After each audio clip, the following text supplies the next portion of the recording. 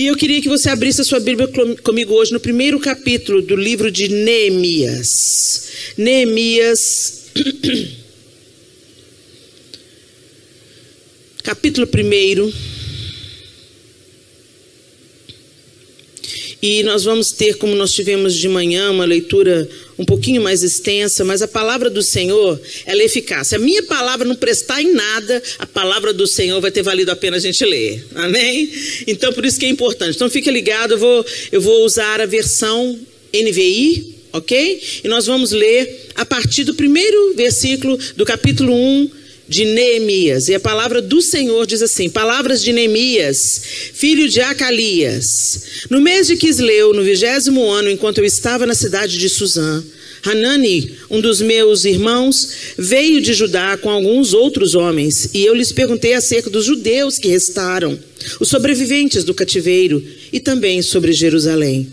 E eles me responderam: aqueles que sobreviveram ao cativeiro e estão lá na província passam por grande sofrimento e humilhação. O muro de Jerusalém foi derrubado e suas portas foram destruídas pelo fogo. Quando ouvi essas coisas, sentei-me e chorei. Passei dias lamentando-me, jejuando e orando ao Deus dos céus. Então eu disse: Senhor, Deus dos céus, Deus grande e temível, fiel à aliança e misericordioso com os que te amam e obedecem aos teus mandamentos, que os teus ouvidos estejam atentos e os teus olhos estejam abertos para a oração que o teu servo está fazendo diante de ti, dia e noite, em favor de teus servos, o povo de Israel. Confesso os pecados que nós, os israelitas, temos cometido contra ti. Sim, eu e o meu povo temos pecado. Agimos de forma corrupta e vergonhosa contra ti. Não temos obedecido aos mandamentos, aos decretos e às leis que deste ao teu servo Moisés. Lembra-te agora do que disseste a Moisés, teu servo. Se vocês forem infiéis, eu os espalharei entre as nações. Mas se voltarem para mim, obedecerem aos meus mandamentos e os puserem em prática, mesmo que vocês estejam espalhados pelos lugares mais distantes debaixo do céu, de lá eu os reunirei e os trarei para o lugar que escolhi para estabelecer o meu nome. Estes são os teus servos, o teu povo. Tu os resgataste com o teu grande poder e com o teu braço forte. Senhor, que os teus ouvidos estejam atentos à oração deste teu servo e à oração dos teus servos que têm prazer em temer o teu nome. Faze com que hoje este teu servo seja bem sucedido, concedendo-lhe a benevolência deste homem. Nessa época, eu era o copeiro do rei. Vamos continuar no capítulo 2. No mês de Nissan, no 20º ano do rei Artaxerxes, na hora de servir o vinho, levei-o ao rei. Nunca antes eu tinha estado triste na presença dele. Por isso o rei me perguntou: por que o seu rosto parece tão triste se você não está doente? Essa tristeza só pode ser do coração?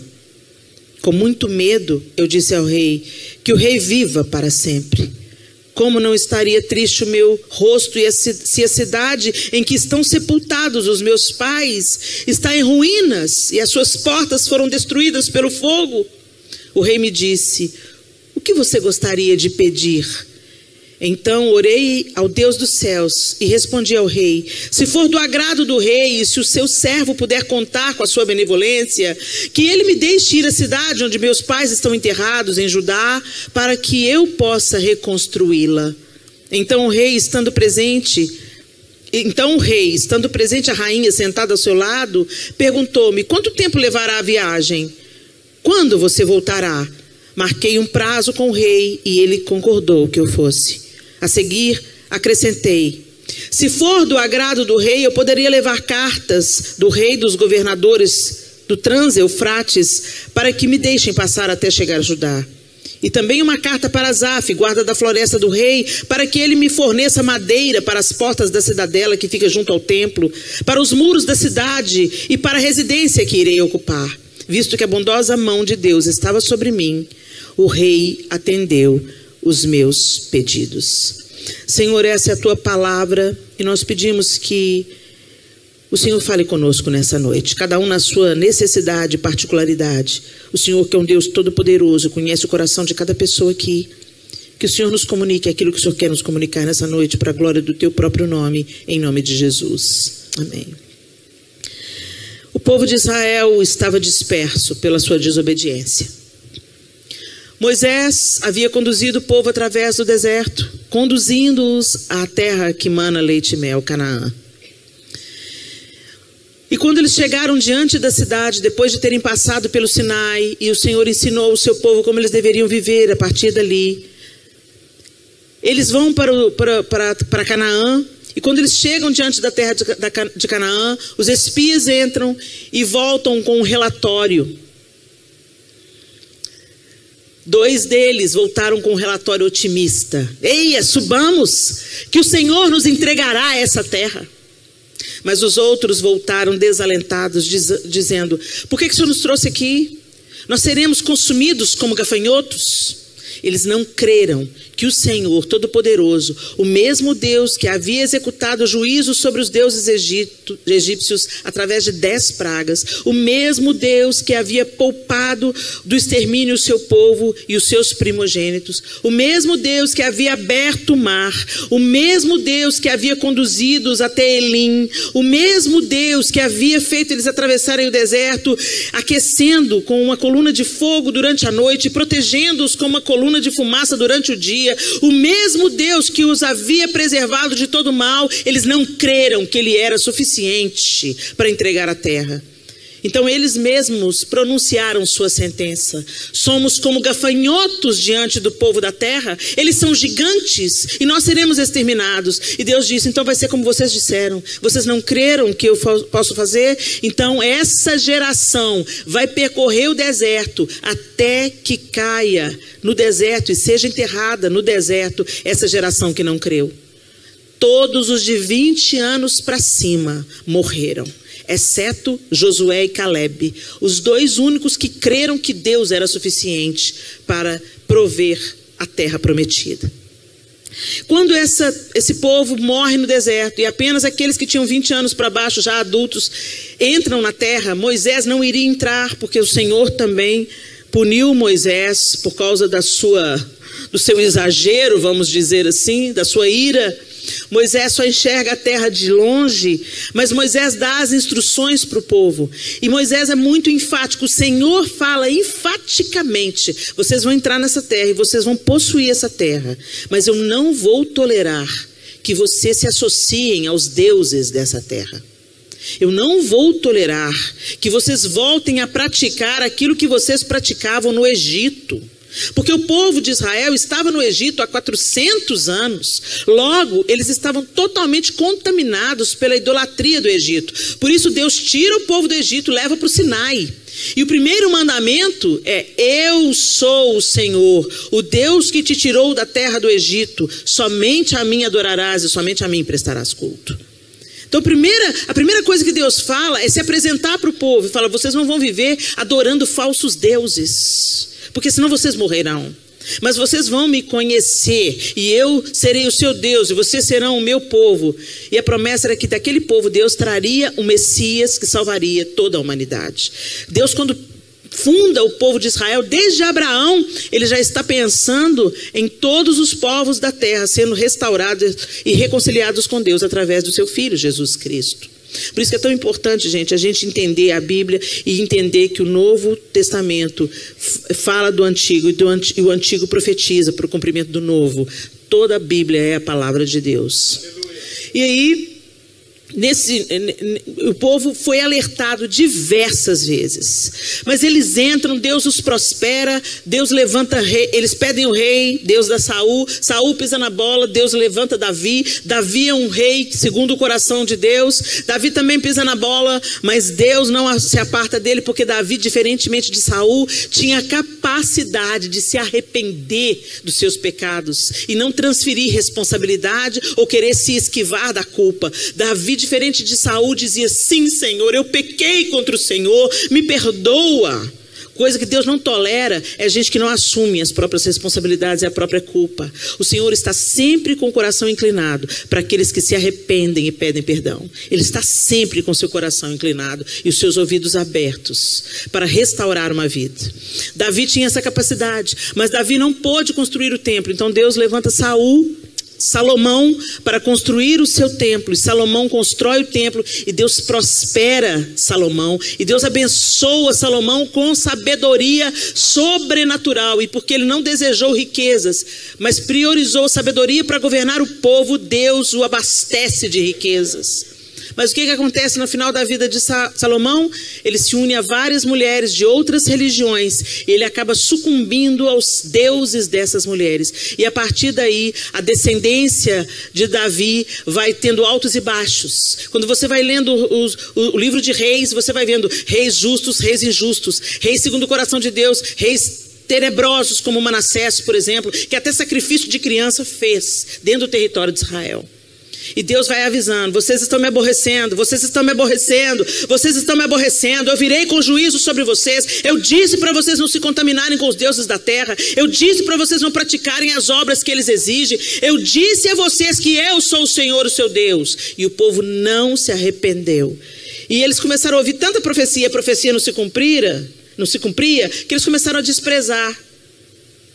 Eles começaram a desprezar e começaram a matar os profetas que falavam aquela mensagem de novo, de alerta de Deus. E começaram a ouvir os falsos profetas. Como a gente gosta de falso profeta até hoje, né, gente? O falso profeta é aquele que traz a palavra de conforto. É claro que não vai acontecer nada. É claro que Deus não vai destruir o seu povo. É claro que Deus vai destruir o templo. Como que Deus vai permitir? O templo foi construído para a glória de Deus. Ele encheu o seu templo de glória no templo de Salomão. Olha a majestade desse templo. É claro que ele não vai ser destruído. E o povo deu mais ouvidos aos falsos profetas que tinham uma palavra confortável do que aqueles profetas que traziam uma palavra de alerta e exortação.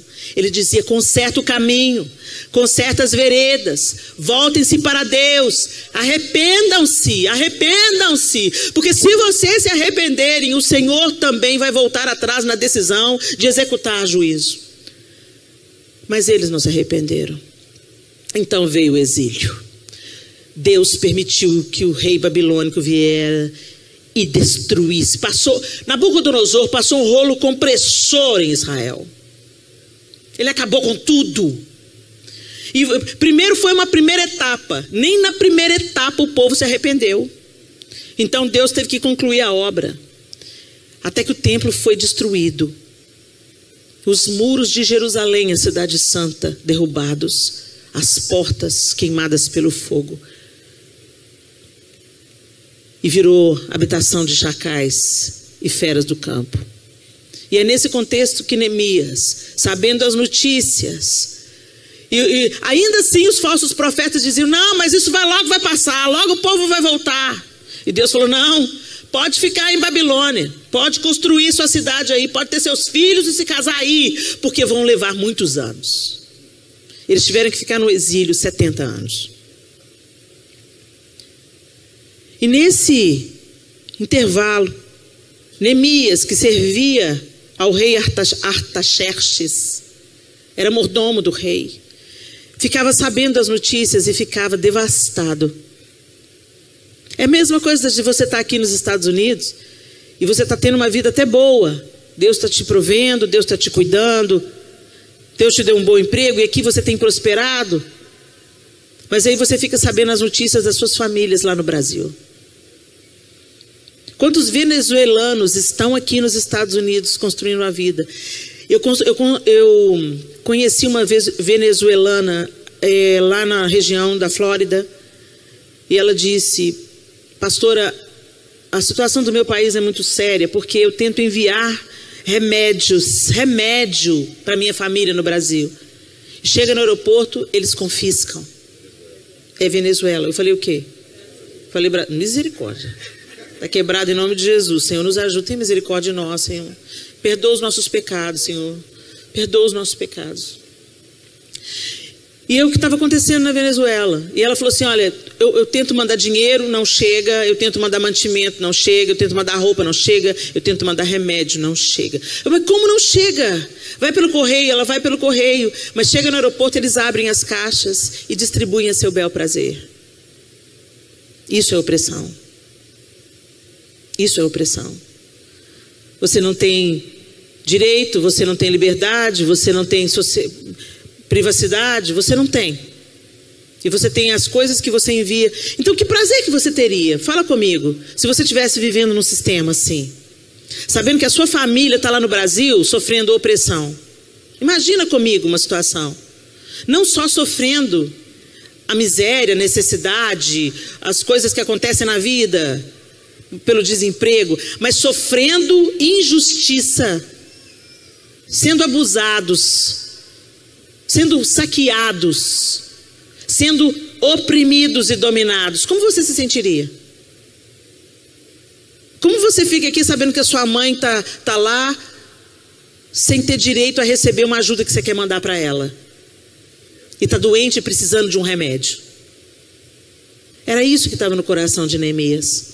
A cidade onde os pais dele estavam enterrados, a nação que eles conheciam, o templo que eles conheciam, toda a vida que eles conheciam, estava devastada. E aí ele se apresenta diante do rei Artaxerxes para servi-lo como sempre, mas ele estava dessa vez com um semblante triste. E o rei olha para ele. Mas o interessante é que antes dele se apresentar para cumprir o seu trabalho, para fazer o seu trabalho, ele faz uma oração. Ele faz uma oração. Para a gente recomeçar, gente, precisa de oração. Para a gente andar na direção certa, precisa de oração. A gente tem que conversar com Deus. Às vezes a gente fala para todo mundo o que só Deus pode resolver. Jesus orava. Por que você acha que você não precisa de orar? Jesus se retirava para orar. Recentemente eu ouvi um pastor dizendo assim que ele não tinha tempo para orar porque ele estava muito envolvido com a obra. Como aqui é? Como é que você faz a obra de Deus e não fala com Ele? Que engano de Satanás é esse? Quando a gente faz boas obras, o diabo não treme não, gente. O diabo treme quando a gente ora. Por que o show gospel lota e a oração das 5 da manhã continua vazia? Porque mostra onde está o nosso coração. Como é que está a sua vida de oração? É a primeira pergunta da noite. Como é que anda a sua vida de oração, meu irmão, minha irmã? Você fala com Deus? Eu não estou falando da oração religiosa para cumprir o check. Cumprir minha oração religiosa. Falei com Deus. Não estou falando da oração na hora da comida. Senhor, obrigado por esse alimento que está à mesa, que às vezes você ora igual uma reza. Você ora no meio do prato, você fala, eu orei? Porque está tão no automático que você não lembra se você orou ou não. Você não dá graças de verdade. Oh Deus, tem comida no prato. Bendito seja o teu nome. Que privilégio, Senhor. A gente tem comida. A gente banaliza as bênçãos diárias de Deus. A gente tem sempre um nariz empinado e uma reclamação para fazer sobre aquilo que a gente não tem. Mas sobre aquilo que a gente tem, a nossa gratidão é ínfima. Nós não agradecemos genuinamente o alimento. Nós não nos alegramos com as pequenas alegrias. Respira fundo aí. Você fez isso sem um respirador. Olha que bênção. Você tem fôlego de vida. Deus te deu mais um dia para viver. Glória a Deus. O seu cérebro está aprendendo. A palavra que eu estou dizendo está entrando pelos seus ouvidos e o seu cérebro está codificando isso. E isso está entrando para o seu coração. Glória a Deus. Você comeu hoje? Glória a Deus. A comida aqui na igreja é de graça. Uau! Eu nunca vi isso, pastor. Graças a Deus. Aqui tem pão na casa do pão. Pão e pão. Glória a Deus. Mas tem gente que acha, olha isso, pastor, mais do que obrigação, eu dou o dízimo. Tem misericórdia, Senhor. Não é obrigação da igreja. Dá lanche e janta. Isso é a benevolência do Senhor.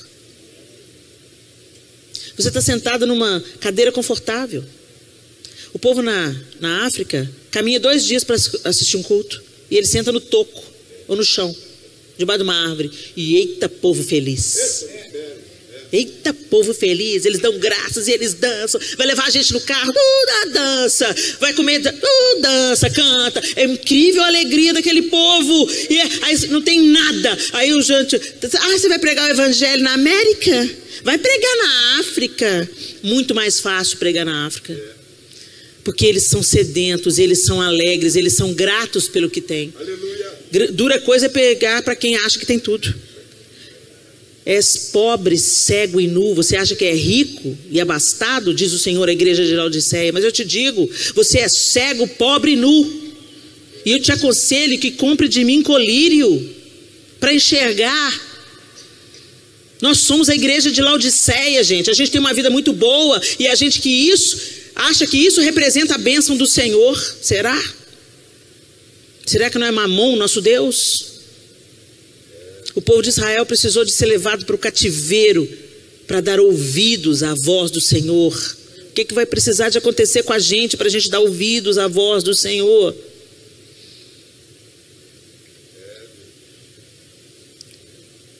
Neemias então é levantado e ele faz essa oração. E a oração de Neemias no capítulo 1, depois eu te aconselho, lê de novo.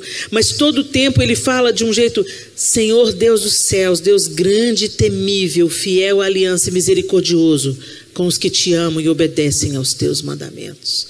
Ele começa invocando a misericórdia de Deus, porque ele sabe que ele é culpado, que o povo dele é culpado, e que aquele resultado não era em vão. O povo está exilado, não era porque Deus não era poderoso, era porque o povo era obstinado e duro de coração. E Deus precisou de levar esse povo para o exílio para resgatá-los novamente mais tarde. Neemias faz essa oração e ele diz: confessa os pecados que nós, os israelitas, temos cometido contra ti. Essa é a segunda pergunta. Você tem ciência dos seus pecados e você tem confessado diante do Senhor?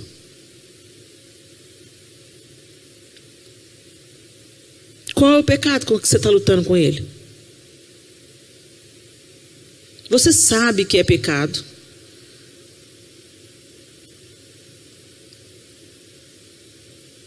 Mas você tem reconhecido diante de Deus e confessado? Porque o pecado que é perdoado é o pecado confessado.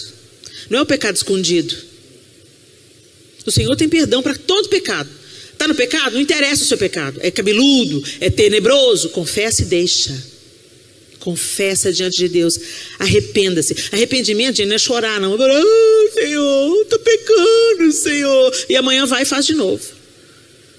Arrependimento é mudança de direção. Eu sei que isso é caminho de morte. Eu sei que está bom, mas que vai me levar para a sepultura. Vai me separar de Deus, vai estragar minha vida lá no futuro. Então eu digo não. E se preciso for, eu saio correndo, como José fez. Eu saio correndo, porque eu não confio na minha natureza carnal, que é inclinada para o que é mal. Mas eu amo a Deus, então eu amo a Deus obedecendo a Deus. Então eu viro de costas para o pecado e eu sigo a Cristo. Eu renuncio ao pecado, porque eu sei que o salário do pecado é a morte. Eu confesso e deixo. Neemias faz essa oração confessando, se arrependendo por ele e pela sua nação. Você tem orado pelo Brasil, gente? E você tem orado pelos Estados Unidos. Essa agora é a sua casa. Você veio para cá. É daqui que você está tirando o seu pão. Então abençoa essa terra. Abençoa o seu patrão. Para de murmurar sobre o seu salário. Seja um agente da vida lá limpando a casa, consertando o telhado, construindo. Seja, sabe, um edificador. Abençoe a terra de onde você está tirando o seu pão. Ore por esse povo que já foi tão fiel ao Senhor e que hoje está se desviando dos caminhos dele. Ore pela nova geração americana, porque eles estão comendo do que os seus ancestrais semearam, mas eles não estão semeando para a próxima geração. Estão vivendo, lotando as clínicas de aborto, praticando toda sorte de impiedade e desfazendo aquilo que a palavra de Deus diz. É a igreja é o país que evangelizou o mundo inteiro. Eu sou fruto de missionários norte-americanos que estão enterrados no Brasil. Eu e a minha casa. Houve uma família norte-americana que orou pelos meus pais durante 18 anos, até a conversão deles. E eu estava na sala aos 11 anos de idade, quando eu vi aquele mesmo casal fazendo o apelo para a salvação e meus pais se rendendo a Cristo na sala da minha casa. Depois de 18 anos de oração e perseverança, que deixou um legado. Hoje eu estou aqui na terra do pastor John e da irmã Joy, pregando o evangelho. Aleluia. E isso é fruto da semente deles. As nossas sementes não ficam estéreis quando nós plantamos diante de Deus. E mesmo que a gente não veja, a eternidade vai revelar aquilo que, o legado que é deixado para a glória do nome do Senhor. O que me chama a atenção é que Neemias ora ao Deus que é rico em misericórdia, porque sabe que só Ele pode resolver a situação do seu povo. Segundo, ele ora se identificando e confessando os seus próprios pecados e os pecados da sua nação. Você ora pelos pecados da sua família? Você pede perdão pelos pecados dos seus filhos? Sabia que Jó fazia isso? Jó sacrificava por ele e pelos seus filhos. Isso lhe foi imputado por justiça. Ele foi chamado de justo porque ele fazia isso. Você ora pelos seus filhos? Você pede perdão pelos seus próprios pecados e pelo pecado dos seus filhos? Você pede perdão pelos seus próprios pecados, pelos pecados da sua família e pelos pecados da sua nação?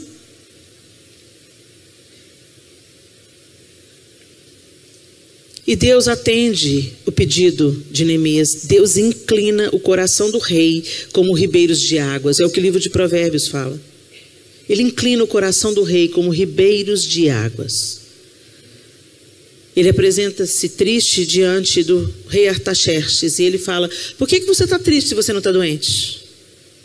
Isso significa que ele estava sempre alegre. Mas um dia ele aparece diante do rei com semblante caído. E o rei fala: o que aconteceu? E ele: eu vou te dizer, rei, o que aconteceu. E ele fala: a minha cidade está devastada, o meu país está devastado, o meu povo está destruído, as portas da cidade estão queimadas a fogo, os muros foram derrubados. E o rei fala: o que você quer que eu faça? Me libera, rei, para eu ir lá reconstruir. Quanto tempo isso vai levar? Ele diz o prazo. E o que me chama a atenção: o que mais que eu posso fazer? E ele pede material para reconstruir. Talvez a gente olhasse assim: cara folgado esse Neemias. Ele sabia que ele tinha orado. E ele sabia que era Deus que estava inclinando o olhar e a generosidade do rei Artaxerxes. Então ele não economizou para pedir. Porque ele pediu não para ele, pediu para que uma obra fosse feita. E aí fica a terceira pergunta da noite: para que você tem pedido? Para que você pede o que você pede para Deus? É para você ostentar? É para você parecer vitorioso aos olhos dos seus amigos? É para você desfrutar um pouco mais da vida, vivendo do jeito que você quer? O Senhor diz assim: olha, vocês pedem e não recebem, porque pedem mal para gastar nos seus prazeres e nos seus deleites. Neemias pede para reconstruir. Neemias pede para atingir famílias, para abençoar o povo, para reconstruir o que havia sido destruído. E o que me chama a atenção é que ele diz assim: se for do agrado do rei, eu poderia levar cartas do rei aos governadores do Trans-Eufrates para que me deixem passar até chegar a Judá. Ou seja, cartas do rei para que ninguém me incomode. Cartas do rei que me liberem e me façam atravessar territórios inóspitos que poderiam me barrar. O Senhor quer te dar livre trânsito para a glória do nome dEle, para fazer a obra dEle. Ele quer te dar autoridade. E a autoridade significa a carta do rei na mão. Será que nós temos autoridade nos lugares onde nós temos transitado? Será que a gente está sendo enviado com as cartas do nosso rei? Com o respaldo do nosso rei? E ele continua dizendo: eu quero mais, eu também uma carta para Asaf, guarda da floresta do rei, para que ele me forneça madeira. E aí ele diz assim: visto que a bondosa mão de Deus estava sobre mim, o rei atendeu os meus pedidos. A última pergunta da noite é: a bondosa mão de Deus está sobre você? Que Deus tem uma mão bondosa é fato. Ele é um Deus bondoso e justo. Mas a palavra de Deus diz que Ele resiste ao soberbo, mas aos humildes Ele concede graça. Então, peraí, resiste? O que é resiste? Vem cá, meu bem, por favor. A mão de Deus resiste ao soberbo. Eu resisto ao soberbo. Eu resisto ao soberbo. O que é resistir?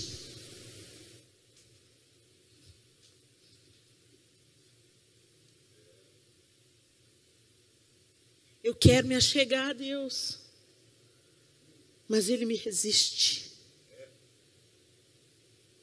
A mão de Deus resiste ao soberbo, ao orgulhoso, ao contador de vantagens.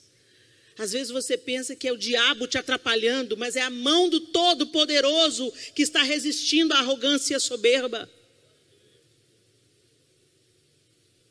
Mas tem a segunda parte do verso que diz: mas aos humildes Ele concede a sua graça.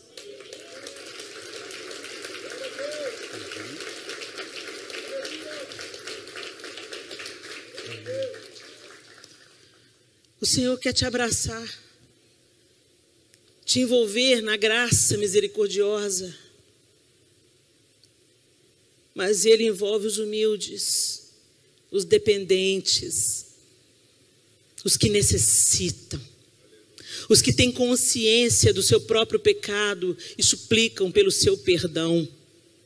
Aqueles que se achegam porque sabem que sem Deus não pode fazer coisa alguma, e sem a bondosa mão de Deus não podem vencer as próprias adversidades, não podem reconstruir coisa alguma, não podem recomeçar se a bondosa mão de Deus não estiver sobre eles. Que a gente traga a bondosa mão de Deus sobre nós. Não tenha medo de se humilhar diante de Deus, como Neemias se humilhou.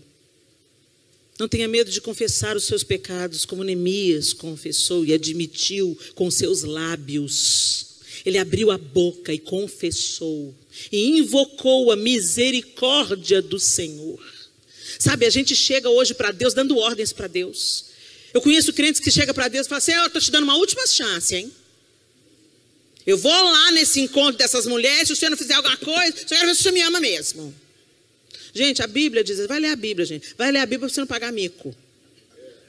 A Bíblia diz assim que Deus prova o seu amor para conosco por ter Cristo morrido na cruz, sendo nós ainda pecadores. Deus não precisa te provar nada, Ele já provou.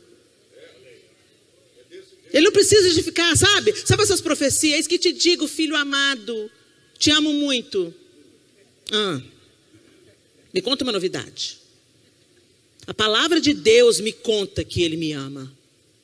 Porque Deus amou o mundo de tal maneira que deu o seu Filho unigênito, para que todo aquele que nele crê não pereça, mas tenha a vida eterna. Sabe, gente, a gente tem que parar de achar que Deus tem que vir nos afagando. na nossa vida besta, na nossa vida meia boca, nessa vida centrada no próprio umbigo, essa vida centrada no eu. Gente, o Pai Nosso não é Pai meu que está no céu, santificado seja o teu nome. É Pai Nosso que estás nos céus. Deus se importa com você e se importa com quem está do seu lado. Deus se importa com a gente que está aqui na igreja e se importa com a galera que está fazendo ponto agora lá no projeto vendendo droga. Deus se importa com a virgem e com a prostituta. Deus se importa. Esse que é o absurdo da graça. Está sobre todos. Disponível para todos e é um convite para todos. E nós não somos superiores a ninguém porque entendemos, nos arrependemos e nos voltamos. Somos mais livres, não superiores. E somos convencidos pela obra do Espírito, não pelo nosso intelecto. Não é porque você pensa que você creu. É pela obra do Espírito no seu coração que você creu. Como é que nós estamos vivendo a vida? Queremos recomeçar. Precisamos recomeçar. Temos muito a fazer. Tem muita gente indo para o inferno. Temos muito a fazer. Tem gente para ser resgatada na nossa casa, na nossa família. Temos muitas orações suplicantes a fazer. Mas a gente está distraído aí, vivendo a vida. Fala, meu filho, já entreguei na mão de Jesus. Qualquer dia desse ele vai ser salvo. Isso não é confiança, não. Isso é negligência. Neemias, quando soube que a cidade estava destruída, o semblante dele decaiu. E ele disse que ele chorou. Ele chorou. Ele chorou diante de Deus. Não é tempo da gente, sabe, ficar distraído como meninos num campo de batalha, senão você vai levar chumbo. Nós estamos em guerra. O mundo está em guerra. Vai precisar de acontecer o que nos Estados Unidos da América para você acordar? Chegou a pandemia, um tanto de gente virou crente, um tanto de gente ficou incrédulo. Não ficou incrédulo, não, só trouxe à tona o que estava dentro. Porque a crise revela o caráter e o coração. Se estourar uma guerra aí hoje, como é que você vai reagir? Se a propriedade privada acabar e o governo te confiscar tudo, como é que você vai reagir? Se a sua liberdade de religião for suprimida, não, vocês não podem mais se reunir aos domingos, como é que você vai reagir? Tem gente que já está vivendo essa realidade no Oriente Médio. Tem gente que está sendo morto porque crê em Jesus. E a gente fica aqui deitado eternamente em berço esplêndido, querendo mamar nas tetas da nação, mas não retribuir absolutamente nada, nem nas nossas súplicas e orações.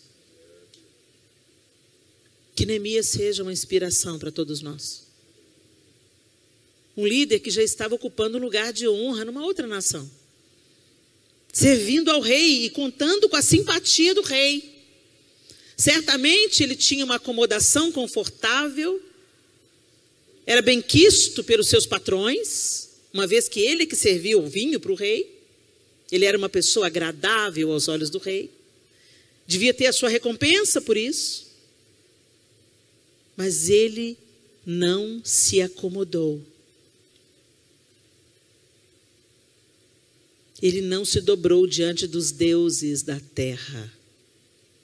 Às vezes o conforto e o dinheiro são deuses poderosos que nos afastam do principal.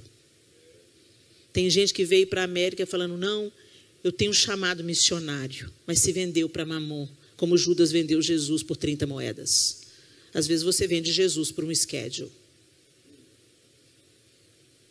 Não tenho tempo para ir para a igreja, não tenho tempo para ir para o acampamento, tenho que trabalhar muito. Trabalhe, meu irmão, digno ao trabalhador do seu salário, trabalhe. Deus não respalda preguiçoso, trabalhe, mas trabalhe para a glória de Deus. Trabalhe sem abandonar o Senhor, trabalhe consciente de quem te dá saúde para trabalhar é o Deus dos céus, rico em misericórdia e poder. Trabalhe agradecido e sendo um instrumento de Deus no seu trabalho, um ministro de Deus no seu trabalho, uma boca de Deus no seu trabalho, orando pela casa que você limpa, orando pela casa que você pinta, orando pela construção que você edifica, pelo salão de beleza que você trabalha. Não sei qual é o seu trabalho aqui na América, mas seja uma voz do eterno onde você trabalha, seja um Neemias na sua terra. Nessa terra que Deus te entregou Seja um porta-voz de Deus. E não se esqueça da que você deixou para trás. Ore pela terra da sua casa. Ore pela sua parentela que ainda não conhece a Jesus. Ore pelos seus filhos que se desviaram do caminho. Ore pelo seu casamento para que ele não seja destruído, para que ele seja reedificado, fortalecido, porque o seu casamento edifica a próxima geração. Chore pelas suas causas e pelas causas dos seus irmãos. Chore pela sua nação e por essa nação que te acolhe. Invoque o Deus rico em misericórdia e peça a Ele o material que precisa ser liberado para que você reconstrua o que precisa ser reconstruído. Neemias precisava de madeira para reconstruir os portões da cidade. Talvez você precise de um pouco mais de misericórdia para reconstruir o seu casamento. Um pouco mais de humildade para permanecer nessa igreja ou na igreja onde você congrega. Um pouco mais de doçura para responder àquele que te fere. Um pouco mais de resiliência para permanecer firme ao invés de desistir. Qual é o material que você precisa, meu irmão? E ele termina dizendo: eu consegui tudo que eu queria, porque a bondosa mão do Senhor estava sobre mim. Deus se alegra. Deus tem prazer na alegria dos seus filhos. Deus tem prazer em prover os seus filhos. Deus tem alegria em estender a mão bondosa sobre nós para nos fazer prosperar. E prosperidade é muito mais do que dinheiro, vocês me entendam muito bem. Prosperidade é paz no lar. Prosperidade é um casamento sarado. Prosperidade são filhos na presença de Deus. Prosperidade é a ausência de necessidades e a possibilidade de abençoar outras pessoas com o ganho do seu trabalho. Isso é prosperidade. Prosperidade não é riqueza. Prosperidade não é a bolsa cara. Prosperidade não é status. Prosperidade não é parecer rico para os seus amigos no Brasil. Prosperidade é você viver a vida que Deus tem para você viver com alegria e paz dentro do seu lar. O Senhor quer reedificar os muros que estão devastados, reconstruir os portões que foram queimados na sua casa, na sua família, nos seus relacionamentos. Mas para isso, que a gente aprenda com Neemias. Começa com a oração, arrependimento de pecados, confissão. Invoque a misericórdia do Senhor. Mude de caminho. Eu volto a dizer, arrependimento não é chorar e continuar na prática do pecado. Arrependimento é chorar, escorrer do pecado. Não confiar na sua carne. Pedir ajuda. Pastor, estou com problema com pornografia, não estou conseguindo me libertar. Pega ajuda terapêutica. Em alguns casos é preciso até de ajuda psiquiátrica para se livrar da pornografia, dessa maldição dessa pornografia que está jantando os casamentos. Não pense você que você vai ver pornografia para apimentar a sua relação. Isso não existe. Começa com isso, é igual droga. Começa te dando prazer e termina destruindo o seu casamento, reprogramando o seu cérebro. Muda a maneira como você vê sua esposa. Muda a maneira como você vê seu marido. Não se engane, mulheres estão consumindo pornografia em formas de contos eróticos. O diabo sabe como é que põe a mesa, meu irmão. Fique atento, porque começa bem e acaba mal. Procure ajuda. A pornografia tem destruído famílias inteiras, porque não consegue sentir alegria no sexo. Porque no cérebro foi reprogramado para um modelo irreal de relacionamento sexual. Irreal. Podre. Quem inventou o sexo foi Deus e fez do sexo uma ferramenta sublime. É através do sexo que os filhos são gerados. É lindo demais, é poderoso demais, é perfeito demais, é puro demais, é elevado demais. Mas o diabo pegou o sexo e porcalhou o sexo e fez dele instrumento de ferida, de morte, de prostituição, de fragmentação. Deita com um, deita com o outro, deita com o outro, deita com o outro, deita com o outro. E quando vê, não é feliz com ninguém. É uma insatisfação geral. Então, quem sabe é para pegar alguém do mesmo sexo para ver se resolve. É um buraco sem fundo, um desejo que nunca se satisfaz. E ao invés de nós abraçarmos o modelo da sexualidade bíblica, nós abraçamos uma sexualidade torta, inspirada pela sujeira da pornografia. Que o Senhor tenha compaixão de nós, meus queridos. Que nos leve ao arrependimento genuíno do nosso pecado, a confissão e o abandono. Os orgulhosos não pedem ajuda, mas os humildes sim. Então lembre-se, Deus resiste ao soberbo, mas aos humildes Ele concede graça. Vocês têm um pastor sério. Vocês têm pessoas sérias que ombram com Ele. Peça ajuda. Deixa Deus fazer. Feche os seus olhos.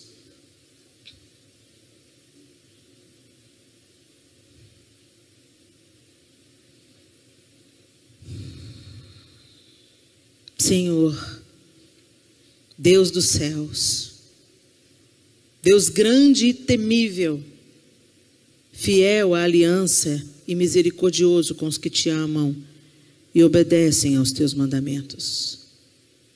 Que os teus ouvidos estejam atentos e os teus olhos estejam abertos para a oração que a tua serva está fazendo diante de ti nessa noite, em favor de teus servos, o povo cristão aqui em Norque. Confesso os pecados que nós, os brasileiros aqui em terra americana, temos cometido contra ti. Sim, eu e o meu povo temos pecado. Agimos de forma corrupta e vergonhosa contra ti. Não temos obedecido aos mandamentos, aos decretos e às leis que deste ao teu servo Moisés. Lembra-te agora do que disseste a Moisés, teu servo. Lembra-te agora, ó Deus, do que o Senhor falou através do seu Filho Jesus Cristo. Se vocês forem infiéis, eu os espalharei entre as nações, mas se voltarem para mim, obedecerem aos meus mandamentos e os puserem em prática, mesmo que vocês estejam espalhados por todas as nações mais distantes debaixo do céu, de lá eu os reunirei e os trarei para o lugar que escolhi para estabelecer o meu povo. Estes são os teus servos, o teu povo que se reúne aqui em Norque, Senhor. Tu os resgataste com teu grande poder e com teu braço forte. Senhor, que os teus ouvidos estejam atentos à oração dessa tua serva e à oração dos teus servos que têm prazer em temer o teu nome. Faze com que hoje essa tua serva seja bem-sucedida, concedendo-lhe a benevolência do Senhor. Em nome de Jesus, Senhor, que essa oração de Neemias seja ouvida pelo Senhor nessa noite. Perdoa os nossos pecados, nós invocamos a tua misericórdia. Nós queremos recomeçar nos nossos lares, nos nossos trabalhos, nessa nação. Chegamos há tão pouco tempo, outros já chegaram há mais tempo e precisam recomeçar. Pós-pandemia, tanto a recomeçar, tanto a reconstruir. Recomeçar pós-perdas, recomeçar pós-luto. Recomeçar pós-lutas. Nos perdoa. E nos faz, Senhor, ver o que o Senhor quer que façamos. Inclina os nossos ouvidos à tua palavra e à obediência do Senhor. Nos dê um coração humilde, quebrantado. E, ó Deus, por misericórdia, nós te pedimos, como o Senhor é benevolente, e como o Senhor inclinou o coração de Artaxerxes para prover material para a reconstrução de Jerusalém, nós te pedimos, Senhor, provê o que necessitamos para a reconstrução dos nossos lares, para a reconstrução do nosso coração quebrado, para a reconstrução daquilo que foi devastado e queimado na nossa vida, nas nossas emoções, nos nossos relacionamentos. Nós te pedimos, Senhor, que a sua bondosa mão esteja sobre cada um aqui, para nos fazer prosperar na obra que o Senhor quer executar em nós e através de nós, para a glória do teu nome, em nome de Jesus. Amém e amém.